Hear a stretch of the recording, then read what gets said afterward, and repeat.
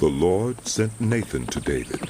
When he came to him, he said, There were two men in a certain town, one rich and the other poor. The rich man had a very large number of sheep and cattle, but the poor man had nothing except one little ewe lamb he had bought. He raised it, and it grew up with him and his children. It shared his food, drank from his cup, and even slept in his arms. It was like a daughter to him.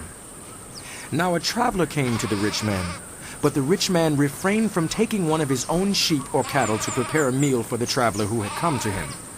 Instead, he took the ewe lamb that belonged to the poor man and prepared it for the one who had come to him.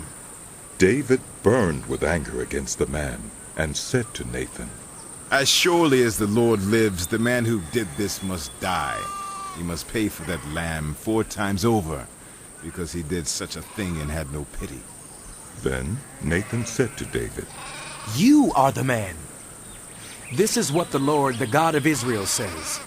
I anointed you king over Israel, and I delivered you from the hand of Saul.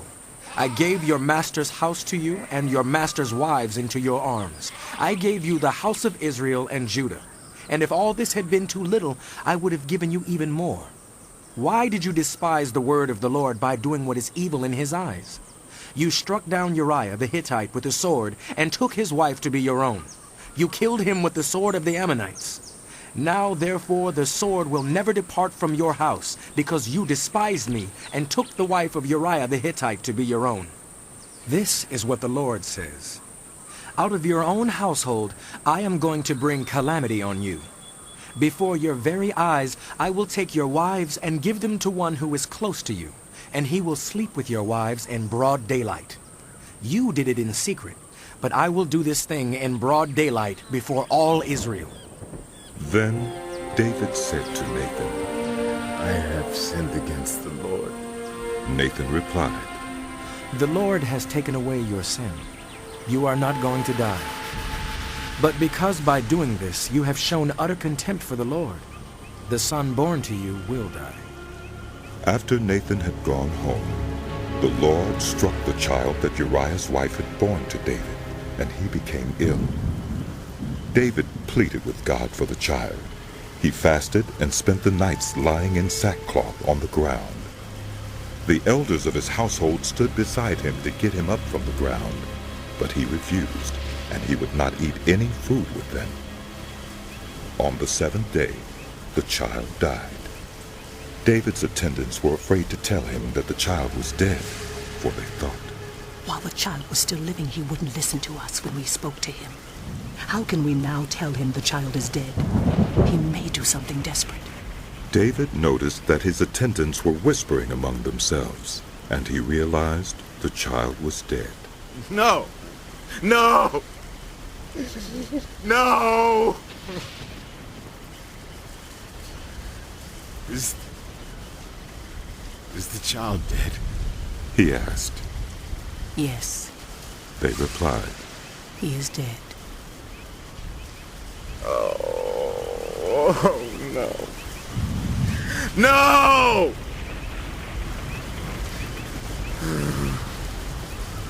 Then David got up from the ground. After he had washed, put on lotions, and changed his clothes, he went into the house of the Lord and worshipped. Then he went to his own house, and at his request they served him food, and he ate. His attendants asked him, Why are you acting this way? While the child was alive, you fasted and wept. But now that the child is dead, you get up and eat. He answered, While the child was still alive, I fasted and wept. I thought, who knows? The Lord may be gracious to me and let the child live. But now that he is dead, why should I go on fasting? Can I bring him back again? I will go to him, but he will not return to me. Then David comforted his wife Bathsheba, and he went to her and made love to her. She gave birth to a son, and they named him Solomon. The Lord loved him, and because the Lord loved him, he sent word through Nathan the prophet to name him Jedediah. Meanwhile, Joab fought against Rabbah of the Ammonites and captured the royal citadel. Joab then sent messengers to David, saying, I have fought against Rabbah and taken its water supply. Now muster the rest of the troops and besiege the city and capture it. Otherwise, I will take the city, and it will be named after me. So David mustered the entire army and went to Rabbah and attacked and captured it. David took the crown from their king's head, and it was placed on his own head. It weighed a talent of gold, and it was set with precious stones. David took a great quantity of plunder from the city and brought out the people who were there, consigning them to labor with saws and with iron picks and axes, and he made them work at brick-making. David did this to all the Ammonite towns. Then he and his entire army returned to Jerusalem.